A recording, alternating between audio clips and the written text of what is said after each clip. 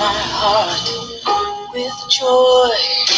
Was I blind to the truth? Just there to fill the space, 'cause now you have no interest in anything that I have to say. Out loud you can make me feel. I feel so dumb. What kind of fool am I? Good afternoon, everybody. If y'all hear that beep and listen, I was trying to wait for that truck to go down the street. I don't know what they doing, but good afternoon, everybody. Happy Tuesday. A fool of me.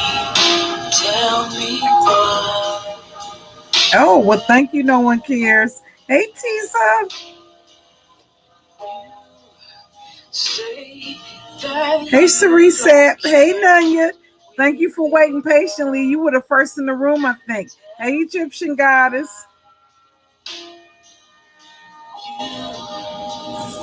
This is like one of those cases. Hey, Queen of the South. Hey, Moon Harvester. This is one of those cases where you like what the fuck happened? Because what was so interesting is that everybody involved was a school teacher. Everybody involved was a college graduate. So we're not talking about a case of ratchet rivals, y'all. But we're going to get into it.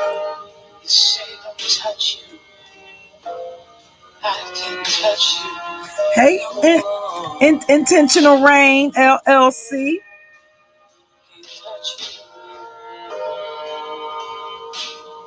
Hey, Sheila. Hey, Silver and Black. Hey, guys. Loving basketball, y'all. When you murder for a man. Would y'all, can you see yourself murdering for a man? No, put it this way. Well, let me ask this question. Have you ever been in love with a man so much you thought that you might murder somebody for him? Or you wanted to? Or you at least entertained the thought? Ha ha ha. Queen of the South, you said Queen of the South said no. Yes, True Crime Tuesday, Tisa. Hey, Pamela. I think, you know what? I think you can, I can honestly say that I have had that, I have entertained that type of thought before, but I think it was, it would be different now. Good afternoon, Chrissy. I think it would be different now because I think I look at relationships differently now than I did when I entertained those type of thoughts, because at some point you realize that even though it may be painful, at some point you will get over it. It just may take some time.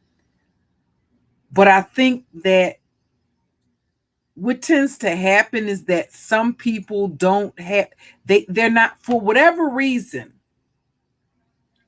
they're not able to fast forward and realize that that's something that they will actually get through.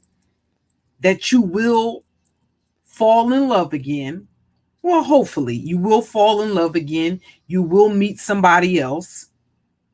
Certainly, you'll never have that opportunity if you spend the rest of your life in prison.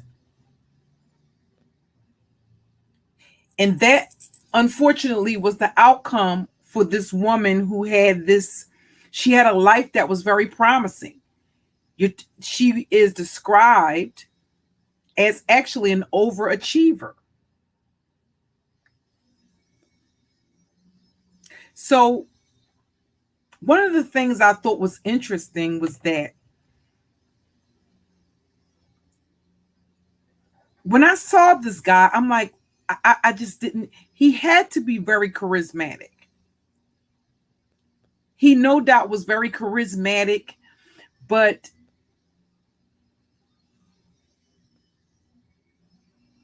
I'm not even certain if it's not a case of both school teachers being sociopathic. Because one of the things that I found was interesting was that Carla Hughes was actually adopted.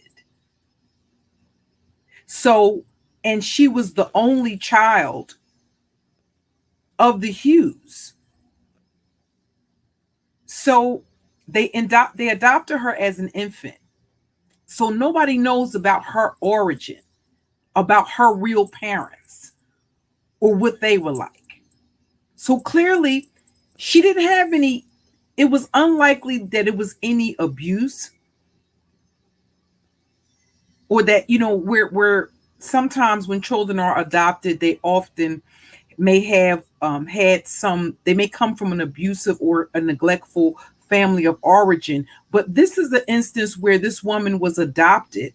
And I'll say this, on the surface, it looks like she had a very good life. She had good, loving, caring, nurturing, adoptive parents. And she had been adopted when she was an infant. But again, sometimes they're just things that run in DNA. Mental illness is one of them. And I tried to find some information about her parents, about her family of origin, but there was nothing available. So I wonder what would make this woman. This was a very, very, very heinous crime. The victim, Avis Banks, was actually pregnant. She was 5 months pregnant. Now, they were all school teachers. Let me just give you a little rundown of the story. Okay. Keon Pittman. Let me show you a picture. Listen, I couldn't get past. I was stuck with the first. I remember seeing this case several years ago. I can't remember on whether it was snapped or whether it was on investigation ID. But I remember thinking, like, you got to be kidding me. This can't be the dude. First, let me show you a picture of Carla. And this is a chick that actually won beauty pageants. She had actually won beauty pageants. And like I said, you're not talking about somebody that was a person that wasn't. We share the screen with you and show you a picture. Now talking about a person that wasn't that was some, ratchet, living in the projects or whatever it is. I'll put it this way. She wasn't the stereotypical person that you would imagine to go so far as murdering her rival, which just goes to show that stereotype is just that. Because they would have you believe that those are the only people that ever commit crime. No, they're not. This is an instance of where, now I think actually once she got to prison, I think that kind of changed her look a little bit, because I did see some pictures of her. Let me move this out the way, where she looked a little bit hardened. She had the whole braid to the back thing going on there. But prison can do that to you. Let me just put this disclaimer up before I get into talking about the nature of the crime. Give me 1 second.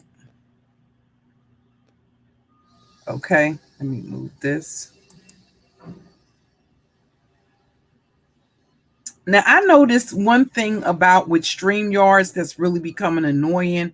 And I think this is, I've been saying, I think I'm accustomed to StreamYards. So I was trying to avoid going to some other type of program, some other type of live streaming software, because there's always like that learning curve. But for $50 a month, there's just too many glitches when it comes to the video sharing for me. Now, before I actually cancel the membership to or the subscription to StreamYards, I'm going to do like a trial run where I test it with the Ethernet plugged up. I'm going to go downstairs and test it that way. If I still have the same difficulty, not only am I going to cancel my subscription, but I'm going to ask for a partial refund back, because I just don't believe for that amount of money to have the highest tier, that it should be as glitchy as it is. Welcome to everybody that came into the chat. So I just wanted to give that channel that disclaimer for the channel, because it is sensitive. It does involve a murder of a pregnant woman. So when it's said and done, this is, she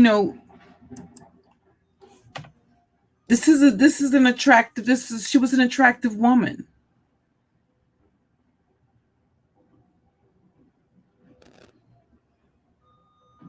And she got involved with this guy, and this guy, Keon. They were both school teachers in Mississippi. So he was already in a relationship. And I think sometimes when you talk about the whole side chick thing, I think sometimes women get into relationships, or they start off having a sexual relationship with the person, and they believe that they can handle the fact that a man is invested in somebody else. And I think once they start having sex with the dude and the sex gets good, I think they change. They may change the way they feel, but I don't think the dude actually changes the way he feels about the situation. And they kind of have the mindset that you knew that they were involved with somebody when you first started fucking them. So that's a sticky situation. So it's not something that, I found it ironic that listen, I was talking with my oldest son last night, and we was talking about the way that the women outnumber the men. And I was just saying that I don't even know that people ask anymore, are you in a relationship? It used to be a time when you walked up to a person, or if you met somebody, that would be the first damn question you ask. You would say, you got somebody, or you got a man, or are you married? I don't even think folks even ask that question no more. They just start talking. I know sometimes I've used like dating apps, and it was almost like a damn social experiment, because instantaneously they start to ask these questions that are kind of like a fucking gauge to see. First, they want to see if you're alone, if you live alone. Two, if they can come over.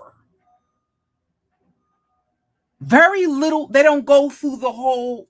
I don't even know if people still date anymore. And we might think that it's something that's exclusive to us as Black people, but really it's not. Because if you go on Amazon, or if you go on any of the blogs, relationship blogs, you'll see that it's not just us. I think the dating scene has just changed completely. And I think a lot of people are looking for something for nothing, or either looking for new targets. Now, one of the things that Keon did, in addition to working he was actually a math teacher. One of the things that he did, he was a math teacher, and Avis worked at a daycare. Okay, this was a woman, the woman that you see up here on the screen. Carla had a master's degree in education, and she was a language arts teacher. Okay, so you're not talking about somebody that didn't have options. But I was kind of like flabbergasted when I found out that she actually had been engaged.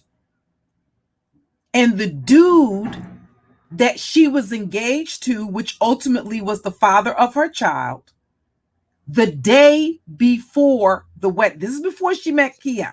This is pre-Keon. The day before their wedding, he kind of like left her at the altar.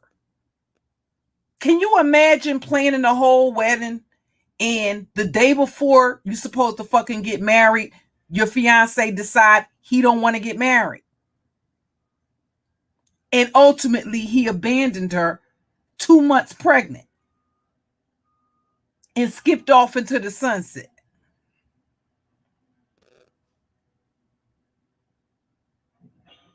Now, any woman that's in that situation would be heartbroken.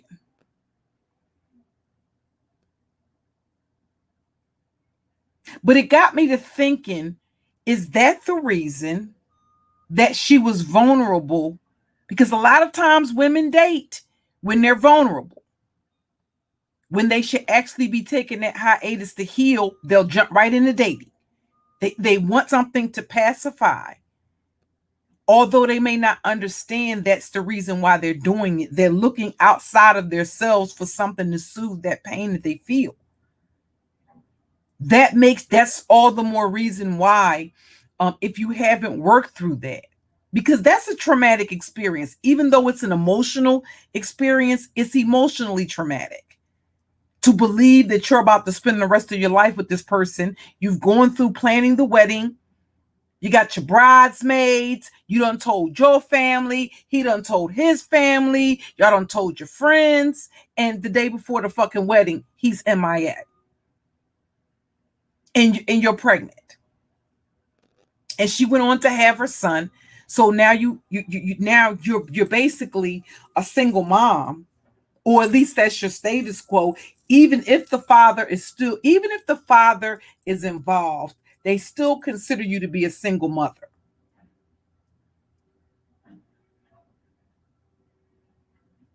So again, it made me think, is that the reason she was vulnerable to Keon? Because when you see this guy, let me show you what this guy looks like.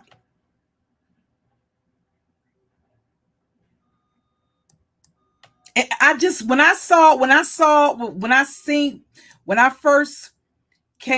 first saw this case, I think it was on, if I'm not mistaken, Investigate. I just couldn't believe it. I couldn't believe that was the guy.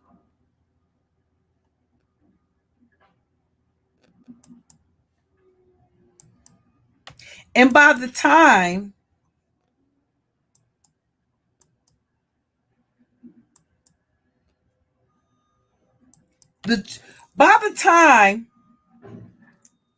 this is Keon Pittman, y'all. This was the object of Avis's, the murder victim, and Carla's affection. Now, and do y'all think that these were the only two women that he was involved with? Not at all. Because he was working on another single mother. At the time, he was dating somebody else. In addition to Carla, Carla was his side chick, and he was actively grooming other women. One of the things that he did as a part-time hustle was that he worked at a bar. He bartended a couple of nights a week. And I'm quite sure Avis believed that he was doing that to bring extra money. Well, that might have been true, but it was also an opportunity for him to be out of the house and for him to have access to other women. Because clearly he didn't have any issue whatsoever cheating on his girlfriend, cheating on his feet. They were actually engaged. The day before Avis's murder, his father, Avis's father, and Keon were hanging up Christmas lights. So you're not talking about somebody who was involved and their families didn't know. No, their families were aware of the fact that they were engaged. And actually, when he called the father and the mother, Avis's father and mother, to come to the house, he didn't tell them what for. They thought that Avis had had a miscarriage. But that's not what happened.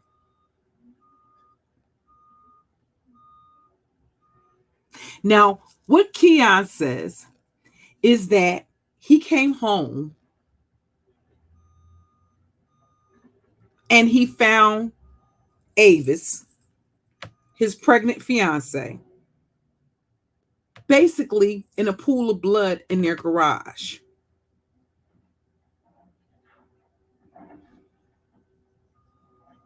But there's just some things, I'm going to read an article, but it's just some things about it that just doesn't sit right with me. Like the fact that he was on the phone with Carla before the murder. He was on the phone with Carla after the murder. He was on the phone with Carla at the police station. But he was never, that's just my opinion, he was never linked or tied to the murder. And this was a crime that was solved relatively quickly. And the way that they became aware of what the reason why they identified Carla as a suspect is because her own cousin called into the police because Carla had borrowed a handgun from her cousin and a pocket knife. Now, Avis was shot and stabbed. Mind you, this is a woman that's 5 months pregnant that does not even know of this woman's existence. She knew nothing about her. So it's not like, you're not talking about an instance of where they were rivals and they ran across each other. And no, this is a woman that knew nothing about this woman. She didn't know this woman existed because, again, she was planning to get married to this guy. So she didn't know that. That's what I remember thinking, how does she have that much vitriol for a woman that she didn't know this woman existed? But apparently, I think in all likelihood, I think Carla had been stalking this guy. Now, whether he knew that or not, there's no way she would have known. There's no way. That's Avis. That's the murder victim. There is absolutely no way this broad could have known. It had me thinking she had to be in the damn house before. How she had to have stalked the house because she gained entry. As a matter of fact, that's what also convicted her, is the footprint. This was a determined bitch to get inside of that house and wait for Avis as she came home from work to kill her. She kicked the door into the garage. And when Avis pulled into the garage, when she got off of work, Again, this is a woman that's 5 months pregnant. Kicked the door in, waited for her in the garage, and shot this woman and stabbed her and slit her throat.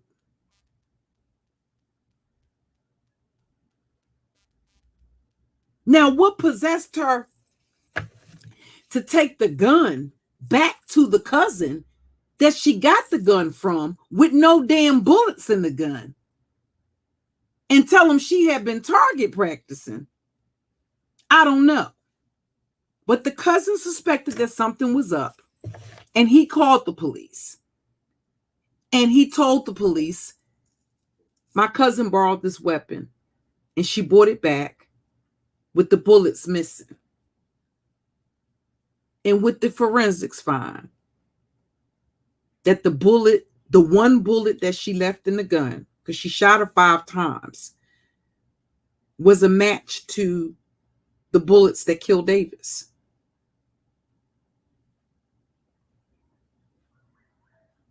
So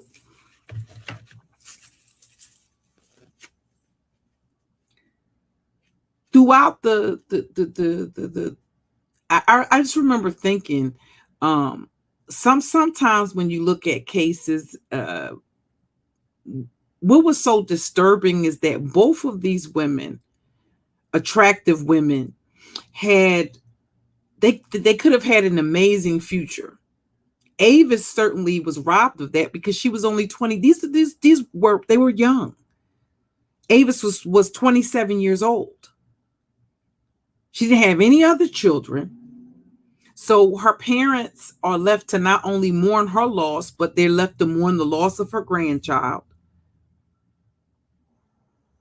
And it didn't take Mr. Keon Pittman long after the murder to move right along. He was married, not just dating, not in a relationship. By the time Carla went to trial, because that footprint, when she kicked the door in, that size 10 shoe sneaker was found in her residence, and it matched the footprint of the shoe that she had, a footprint of the shoe that was found in Carla's residence, and Avis's blood was on the shoe.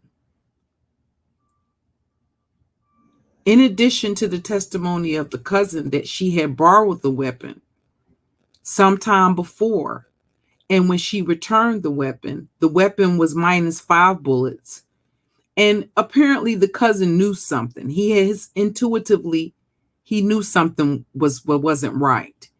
And he contacted law enforcement and told them that the cousin had borrowed the gun. But I'm going to go through the article. I was just pretty much paraphrasing. But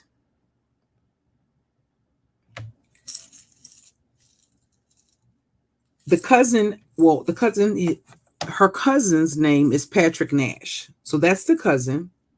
You have Keon Pittman, who is the love interest, the object of these women's affections.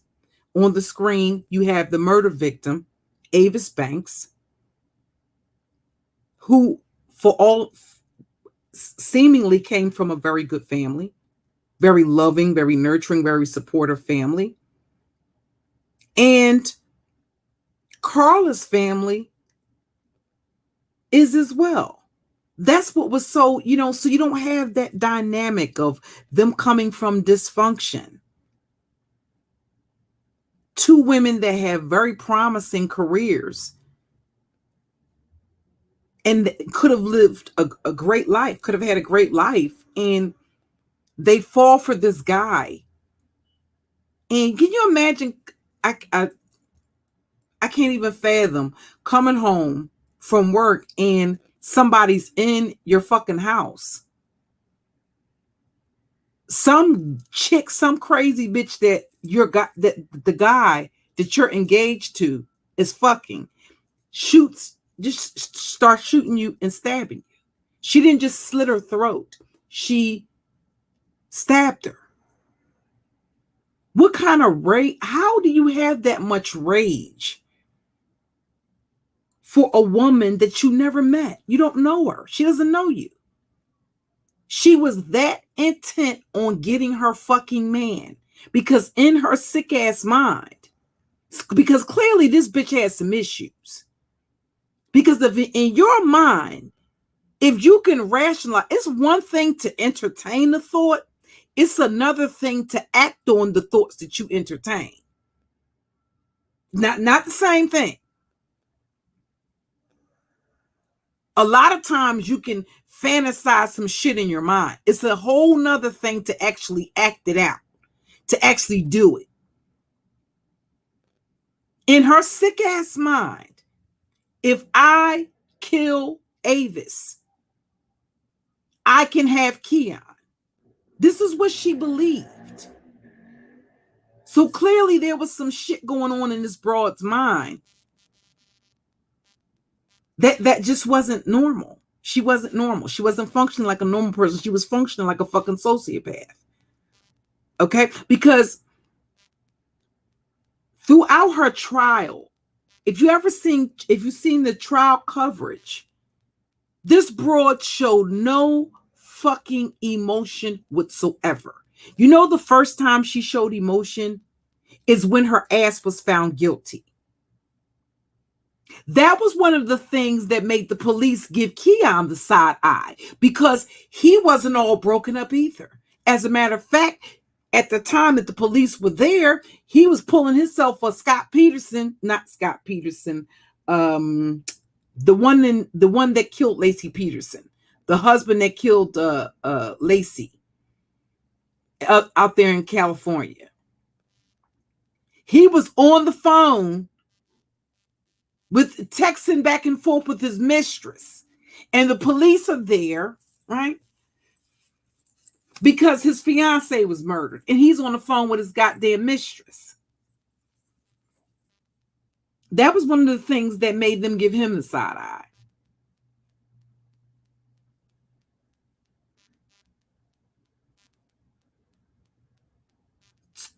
And you might think it's something that's odd, or you might not odd. You might think it's something that's it's rare, but I promise you it's not. I remember being incarcerated with a chick that she had a job. She started out as a prison guard at Graterford Prison, where she met her husband. At that time, he wasn't her husband. And they got involved while he was incarcerated. She lost her career because of that. And ultimately, they got married. And that didn't stop. She lost her job because you can't, that's fraternizing. You can't have relationships with inmates. So here it is. She's fired because of that. And her husband didn't stop his career. He didn't stop his career as a criminal. So by the time she and I, both our paths had crossed, here again, she was in prison, accused of pointing a gun at a witness in a case where her husband was accused of shooting an undercover police officer. Now, that wasn't the only good job that she had. At the time that she was arrested or taken into custody for intimidation of a witness. Now, you're not talking about, it's not that police officers' lives have more value than anybody else's, but the fact of the matter is, there's going to be, that's going to be prosecuted to the fullest extent of the law. And I remember her describing to me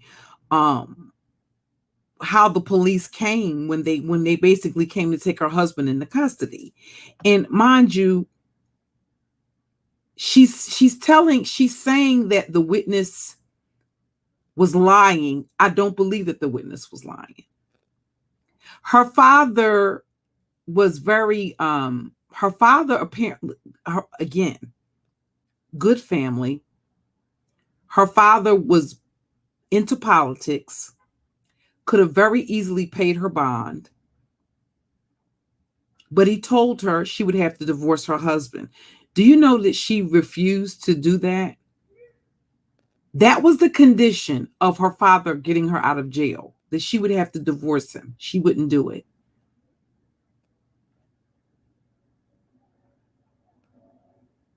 At the time that she was arrested, she was working for SEPTA as a bus driver. So here you have your home, your house, her pets. Because she had pit bulls, they had to put the pets down because nobody could take the pets. They don't. I think by the fact that they were like, most pit bulls are trained to kind of like protect the house, so they were probably vicious. And nobody could take her pets. She was very upset and distraught about the fact that they had to put her pets down, which is understandable. And I just remember just thinking, as I'm looking at her, she was, you don't see that this relationship with this guy just changed your whole fucking life. She just didn't see it. I remember she almost knew. Now, you're not talking about a person that was a jailbird or a person that had been in and out of jail. You talk about a person that used to be a correctional officer at Graterford Prison. Okay. She knew everything and it was off the dome. What numbers to call for commissary. She knew all of that shit. Why? Because she had all of those apps. Her husband was in and out of jail so fucking much. She just knew everything off of the dome, as if she was a freaking inmate. And I remember just thinking, she doesn't see it. She just does not see it. How this relationship just changed her life. And not in a good way.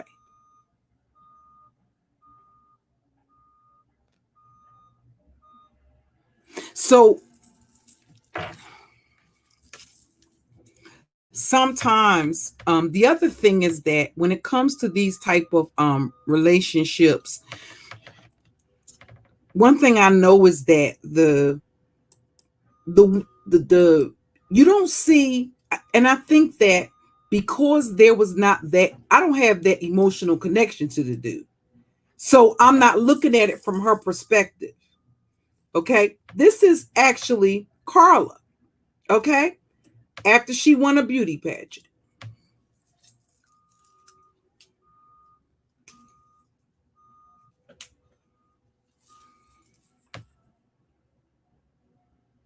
I remember I was just, and I always think about that because I'm like, and not only that, she was just a really, really cool person. But I remember thinking that the way she rides out for this dude is fucking dangerous. Because one of the things that she said, among the things, she said the lady was lying, but I don't know. I don't know that I believe that the lady was lying. Now, I'm not going to tell her to go in the courtroom and confess whatever she did, but I'm telling you, based on what she told me, what I didn't hear is her say, I just don't believe. When I looked, when based on everything else, no, I don't believe it. I don't believe that the witness was lying, that she threatened to intimidate her, or that she tried to intimidate her, because the witness was somebody who the witness was somebody who identified the husband as being in the car the night the police officer got shot. Okay? So you're not talking about some fucking meatball case. You're talking about a major case where the prosecutor is going to pull out all fucking stops because it involves a fucking undercover police officer. And even though he was dirty, that's not going to play a fact, and that's not going to be a factor until after the fact. The feds will run down on his ass after they get the motherfuckers prosecuted that shot him. Okay? But that's pretty much what it was. It was a dirty cop. You know, very complex, but it's at the end of the day, the feds will grab him after they put the husband away for life or for a very long time till he's an old ass man and not able to commit any more crime when he come out, if he don't die in prison. That's pretty much the gist of it.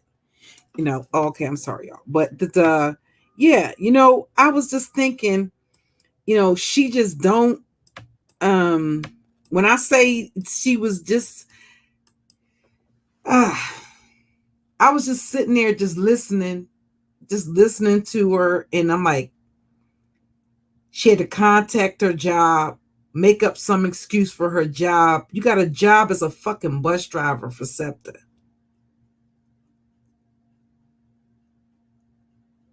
There's really no other, and the husband was, you know, clearly he didn't hold any legitimate jobs.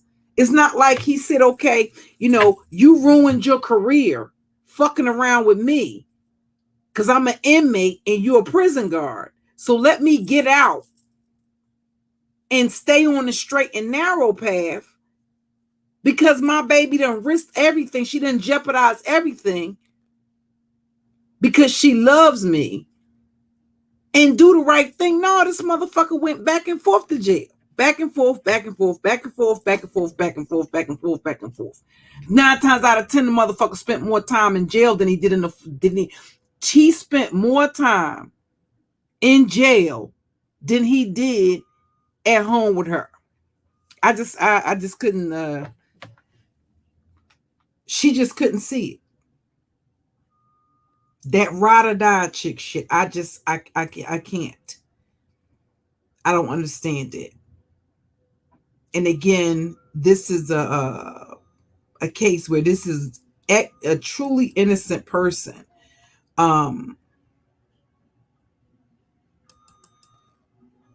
when it's said and done, the truth of the matter is, y'all, he didn't give a fuck about either one of these women. Not for real, he didn't. He testified at trial and said, yeah, you know, he told her that he was not going to leave Avis Banks. That was never the understanding, that he was going to leave Avis Banks. And at trial, he testified that he didn't tell her that. But this is a dude that really, this is them, right? He was basically a basketball coach. In addition to him being a math teacher, he was a basketball coach. And there's Carla. But this is basically a dude that didn't give a fuck about either one of these women. I'm not certain that they both wasn't fucking sociopaths, because I don't know how you could come home, find the mother of your child, 5 months pregnant, dead in the garage, stabbed, shot, throat cut.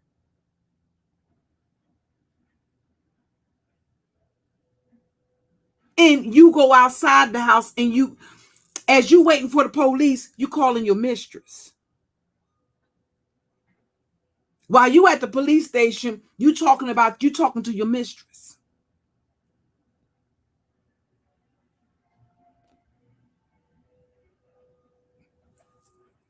Chocolate Vixen, you know what? They suspected that he did.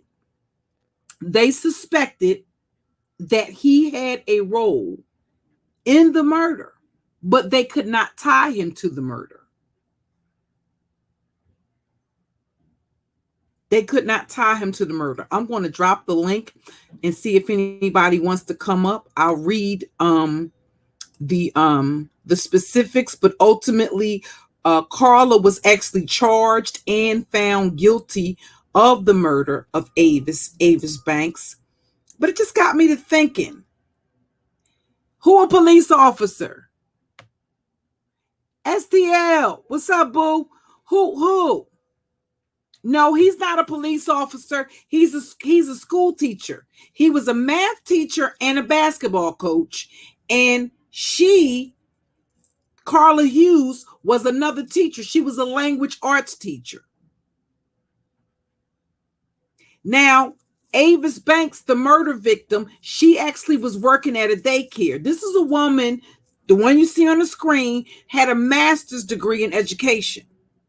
Okay? Avis Banks also was a college, she was also a college graduate.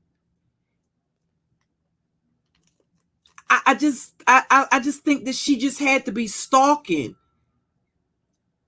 This is not something, even though it was a sloppy crime, it was a sloppy crime because she's not a criminal. So she's not advanced in that area. So that's why she was sloppy. But she had to be stalking. Mind you, she knew what time. She knew that Keon wasn't going to be there. The question is, how did she know? No, not STL. I'm going to cover that case, the one that was in the Carolinas. Because that is almost a mirror to this case. Again, women who don't know anything about this woman did not know this woman. Didn't know of her existence.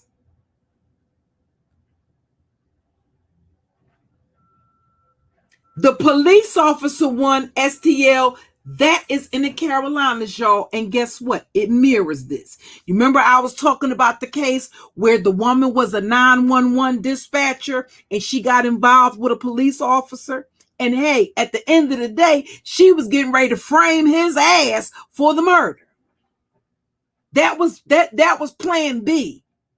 When murdering his fiance didn't work, she was going to blame his ass for the murder. That's the one STL is talking about. That's another one I'm going to cover. I'm going to drop the link and see if anybody want to come up and chime in. But this is, I'm going to do a part 2. And the part 2 is going to be it's kind of like a Q&A. Again, the first question was, have you ever been so much in love or been so heartbroken that you felt it could drive you to murder, or you at least entertain that thought? Again, it's one thing to entertain that type of thought, or you be so angry, that's a thought that goes through your mind because you're so hurt.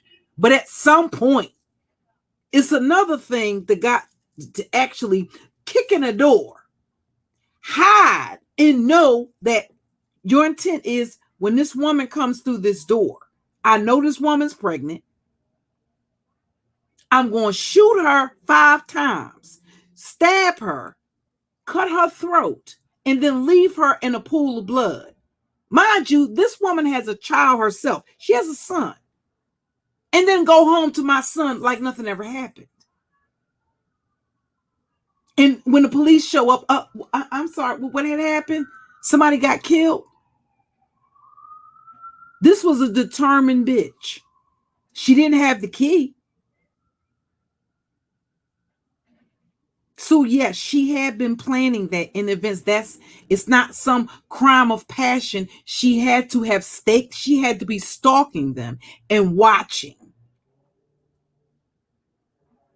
And in her sick ass mind, she believed if she killed this woman, she was going to get to have him.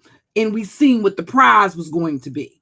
The prize was going to be a nigga that before, in a case where his fiance and his child were brutally murdered by a bitch that he was creeping around with, he was going to be remarried.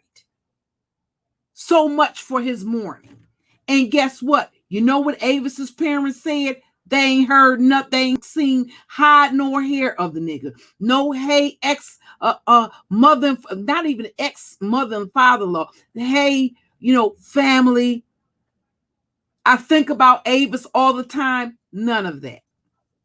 As a matter of fact, speaking of the Carolinas, he moved to the goddamn Carolinas because he had to come from the Carolinas back to Mississippi for the friggin' trial.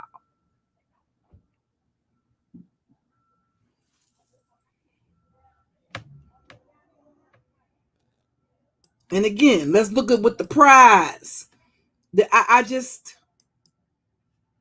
it's beyond my comprehension. Beautiful, beautiful, intelligent, articulate friggin' women fighting and biting over this.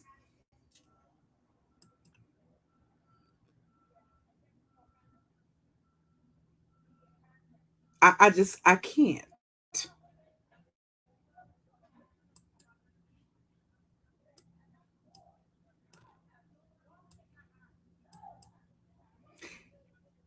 You know what? The only thing I can say is that the sex probably was amazing.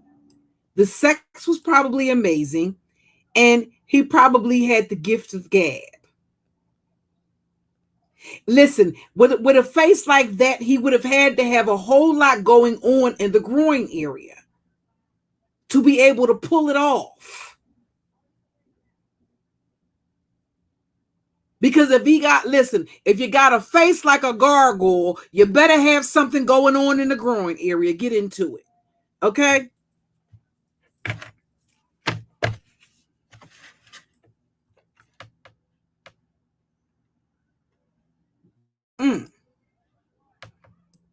Just not even remotely.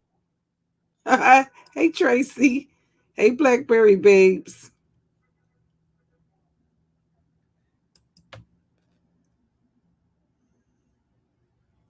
Right, D. Jefferson. It doesn't make sense. Right. Right. Beautiful soul. Listen.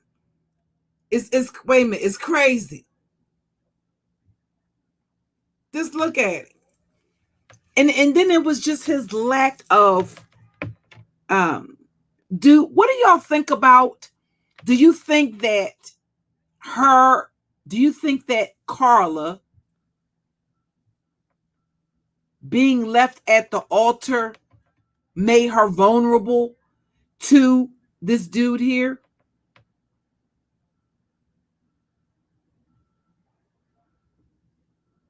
Yes, Mia, they are desperate.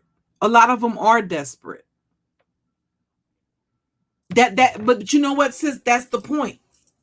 They're so desperate that they're willing to kill over this. And you're not talking about somebody who genuinely loved or cared that woman. He didn't genuinely care or love that woman.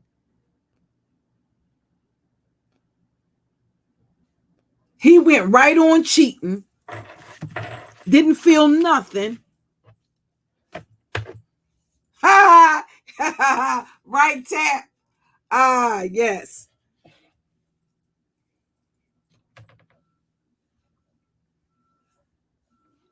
Looking like a ball. He looked like imagine sometimes when you get certain kind of cancer, when men get certain kind of cancer, they got to remove one of their balls. He looked like a ball. He looked like a scrotum sack with eyeballs. Imagine a ball. You know the niggas that got them big droopy balls, they got more balls than they got penis. He looked like a ball that's partially shaved with eyeballs, a nose, and a motherfucking mouth. I just don't, I can't. I can't. And his eyeballs ain't even straight. And listen, by the trial, he had a full head of hair before the murder. Shit, by the trial, if she had waited a little bit longer, she might have changed her mind if she knew this was the way the motherfucker was going to look. But in the future, shit. If you get a picture of fast forward, listen, sometimes I look at motherfuckers I went to school with and I be like, And I used to be on his top when we was in school. But I'm glad I didn't hook up with the motherfucker or get married to him. When you go to see the motherfucker, the first thing they look, listen, I don't know what it is. I don't recall seeing so many black men lose their damn hair. I don't know what it is that they doing. I think a whole lot of y'all got the same daddy in them genes and y'all don't know it. A whole lot of y'all got daddies. Your mom ain't told you the truth about who your daddy is, because a lot of y'all motherfuckers got alopecia, and that alopecia gene is running rampant, because there's no reason why, y'all. This man is in his 30s. There's no motherfucking reason why he should have that crescent shaped hairline and no motherfucking, listen, all your mama was fucking the same man. She ain't telling you the truth about who your daddy is, because a lot of y'all getting that alopecia. Men in their 30s are losing their motherfucking hair. And y'all talking about black women with no edges. You better, instead of talking about black women with no motherfucking edges, you better ask your mama who the fuck your daddy really is. Okay? Because a lot of y'all got the same daddy, and he got that goddamn alopecia gene. Point blank period. That's where your ass got that sugar from. You got sugar and that fucking alopecia from your daddy. Papa was a rolling stone. Wherever he laid his hat was his home. And when he died, all he left us was alone. Your mama was a old hoe. She ain't telling you the truth. Yeah, listen, your mama was an old hoe. And listen, they talk about daddy that was the Rolling Stone, but they ain't telling you that your mama was an old hoe. Yeah. And who your daddy is, nobody knows. And when he died, she blamed it on the bros. Your mama was an old hoe. And who your daddy is, nobody knows. Tell that bitch she should have kept the legs closed. Get into it. Okay, y'all. Thank y'all for hanging out with me. I'm gonna do hold on, let me go through. I'll actually go through and just give you the case specifics, but that was kind of like a summary of everything. Let's listen to what this dude said. Let's do this. Let's close it out with this. Let's see how concerned Mr. Keon was. Give me 1 second. Hold on, I'm gonna mute up for a second. Give me 1 second.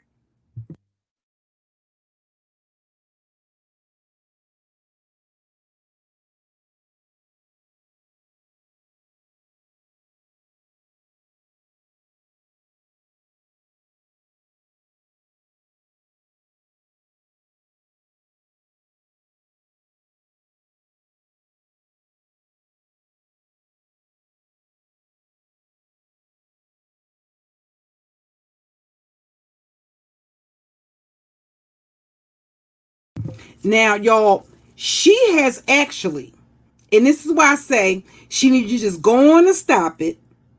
She got her parents, her adoptive parents, running gold from hey, Cold Brew. Hey, Tracy, beautiful soul, Blackberry Babes, Joe, Rose Bennett. Hey, Tap. You know, she need to just go on and stop it. She needs to go on and stop it. She got these people, her parents, trying to get her a new trial. Well, who else killed her? Just knock it off. Who else killed her? She got these, now they're elderly, raising money for her, and she knows she done did the shit. Keon Pittman has been on the witness stand all day in the Carla Hughes murder trial. He told the court about his affair with Hughes, and he described the day he found his pregnant fiancée murdered in their garage. 16 WAPT's Catherine Kite is following this case from the courtroom. She's live now. Catherine, tell us what was going on during Pittman's testimony. Well, Brad and Stephanie, the jury took in every word and kept their eyes glued to Carla Hughes and Keon Pittman while Keon told about their 4-month love affair. Carla showed no facial expression, but sometimes whispered to her attorney and took notes while Keon talked about their love affair. Keon Pittman testified he and Carla Hughes met at Chastain Middle School in August 2006, just 1 month after he and his fiancée Avis Banks found out they were expecting a baby. Keon says his and Carla's relationship quickly turned romantic. He says it all started when he went to Carla's apartment one day in August. He says they had sex and referred to their 4-month affair as a sexual adventure. Meanwhile, Avis Banks' family filled the courtroom, many times cringing and gasping at the details of the affair. At one point during the testimony, he admitted to playing a role in Avis's death. Mr. Pittman, did you kill Avis Banks? No. Can you feel any responsibility for her death? Yes. Tell me how. If I would have stayed faithful to who I was with, rather than thinking poorly, making bad choices, or made a bad choice to sleep around and flirt with other women, this chain of events would have never taken place. And Keon Pittman also testified about the night he came home to Avis in his house and found that she had been murdered. He said he opened up the garage door and saw her body laying there in the garage. He said he ran up to her, hugged her, kissed her on the lips. After that, he ran inside to see if he could find anybody. But the question and the statement that has everybody here at the courthouse talking, he says he didn't call 911 on his cell phone. He says he ran next door and used the neighbor's phone to call 911. He says his phone is a nationwide phone and can't make local calls. We're live at the Madison County Courthouse. Catherine Kite, 16 WAPT News. All right, thank you, Catherine. Remember, for background information on this case, just head to our website tonight, Sorry, hold on.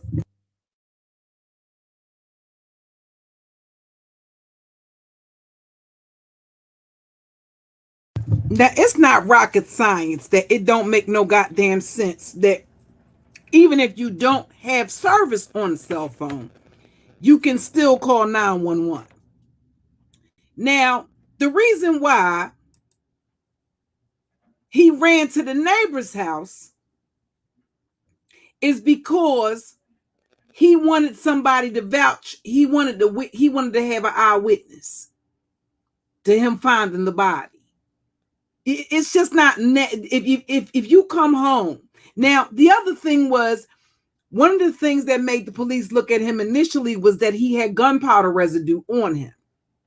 At some point, they later determined that the gunpowder was not from him actually firing a weapon, that the gunpowder was actually due to him handling the body. So he had gunpowder residue on him, but apparently, because of after the forensic investigation, they determined that the way he got gunpowder residue on him, as well as blood, is because he had handled the body. Now, it doesn't make logical sense that if you find, now you got the time, you got the presence of mind to make yourself seem like a fucking hero by going, I was looking for anybody. Okay. You was looking for anybody there. Now, you had the presence of mind to do that, but instinctually, that cell phone that you managed to call your fucking mistress and Avis's family from, you didn't think to use that phone to call goddamn 911 from your own cell phone. You had to run to the neighbor's house. No, because your ass, I don't know, y'all. That's just, I just don't see that. The only way I would see that happening is if you didn't have access to a phone. And keep in mind, back then, people still had landlines. You come home, you find your family member, and your instinct isn't to use your own phone. You're going to run and leave the house and go to, that's because you want somebody there to vouch for you having found the body. That's why you would do that. Again, that's just my opinion. It's not the law in all 50 states.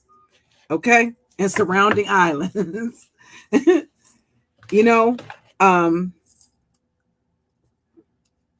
But I'll do a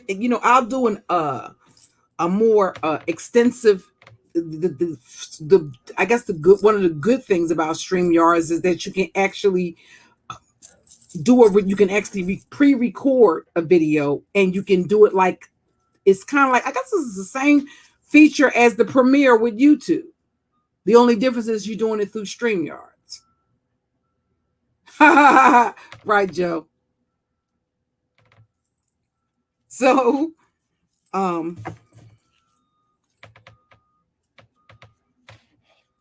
this is not as much as we would think that this is rare. It's not rare, because there are other cases. Just like it was another case. Again, like I said, like STL was saying, with the 911 dispatcher and a fucking police officer. Women that are total strangers. And did you notice that they just found out that she was pregnant the month before? So at this point, I'm wondering, did she, was that the catalyst that pushed her over the edge? Did y'all hear that she had only been involved 4 months? No, not 4 years. 4 months. 4 fucking months. So something wasn't right in her fucking mind. I don't know if being left at the altar played a fact in that, but that's not something that Avis should have paid for.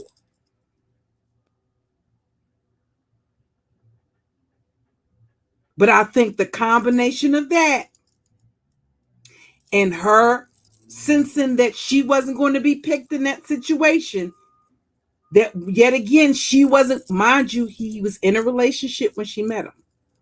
So she knew he was involved with somebody. But nonetheless, she believed that Avis should pay the price for that. Avis and her unborn child. A old for my man ass bitch. That ain't a old for my man ass bitch when he ain't your man. The nigga was for everybody, realistically. He just lived with Avis. But the nigga was for everybody. Because y'all, she did all of this. And listen, right, Chocolate Vixen, she did all of this shit, y'all. And listen, he had another bitch lined up. Another single mother that he had been talking to when they got this nigga cell phone records. Another single mother who had been there with her son. Oh, and he's the coach. Oh, he really cares about the children. Oh, he love the babies. He love the kids. Uh-huh.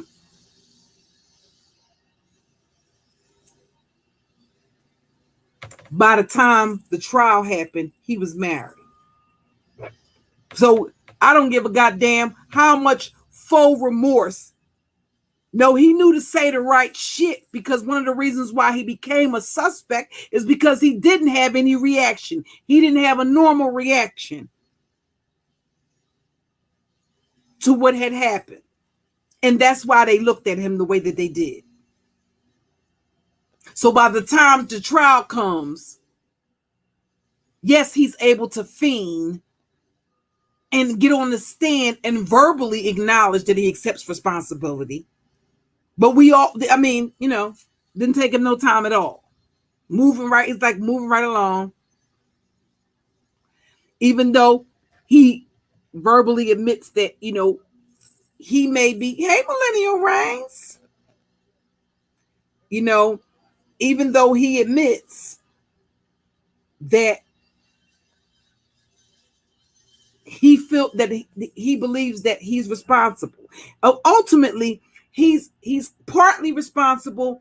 Carla Hughes is actually responsible. She's the one who actually carried out the act of murder on a totally innocent woman that didn't even fucking know of her fucking existence.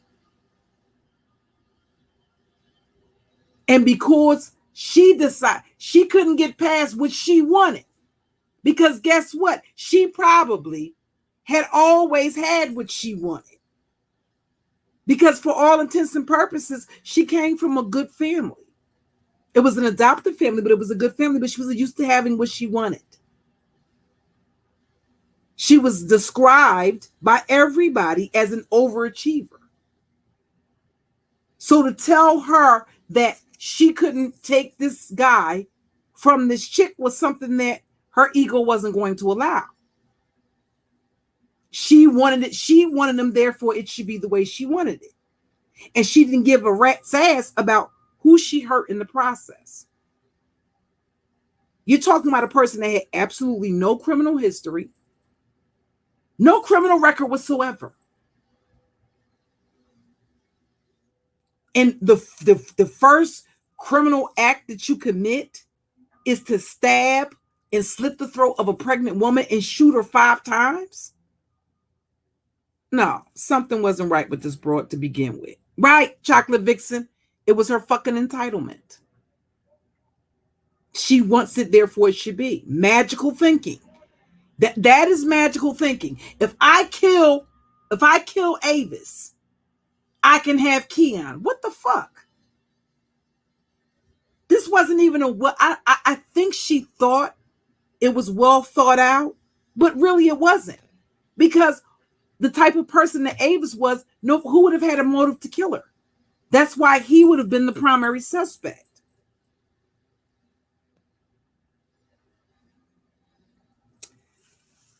So thank you guys for hanging out with me. I want to get, this took place in Mississippi, Joe. Hey, Kels. This took place in, this was in Mississippi. They both were in Mississippi. The high school where they worked at was in Mississippi as well. Hold on, let me grab my notes for a second.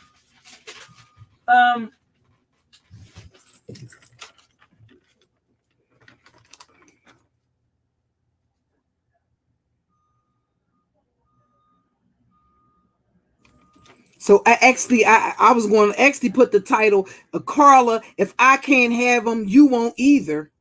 But I'll kill her and not you. I was going to do this consider this murderous mistresses on a Monday, but we doing it on a Tuesday. Okay. So now I was pointing out the fact that these were both college educated women. So Avis was actually from Vicksburg, Mississippi. Okay. And Carla, I think where she may have crossed up with Keon is she was a cheerleading coach and he was a basketball coach. Now, Avis was very accomplished as well because she graduated cum laude from Alcorn State University. And this is a crime that occurred in Jackson, Mississippi. And like I said, again, Keon was the math teacher who also coached basketball at James G. Caston Middle School in Jackson, Mississippi. Okay. So this is a case of hell hath no fury like a sociopathic school teacher scorned, because I definitely believe that there was something else going on in addition to, hey, Macmillan, her just wanting to get her out of the picture. Okay. So thank you guys for hanging out with me. I'm working on my other content, but I did want to tap in. I'll be back tomorrow around about the same time with another article, and I'll do a more in-depth pre-recorded I do this so that because I love to interact with you guys. So I'm going to do a more in-depth report on this story, and create like a series of different stories, you know, but I wanted to talk, be able to talk to you guys. Okay. So thank you, Chocolate Vixen. I want to get better, a little bit better with my organization, but I'm kind of like working on it because it's like a learning curve to a lot of different stuff. And yeah. Okay. So thank you guys for hanging out. I may be back live a little bit. Thank you, beautiful soul. Thank you, Stephanie Harden. I may be back a little bit later on, with something to, you know, just like a general. Thank you, Mean Girl. A general topic, you know, and then open up the panel. I'm not certain. I'm trying to trying to work a little bit more on actual content. Thank you, Deep Thinker. Okay, so you all enjoy the rest of your afternoon. Thank you. Hey, DC. All right, talk to you guys later. Peace.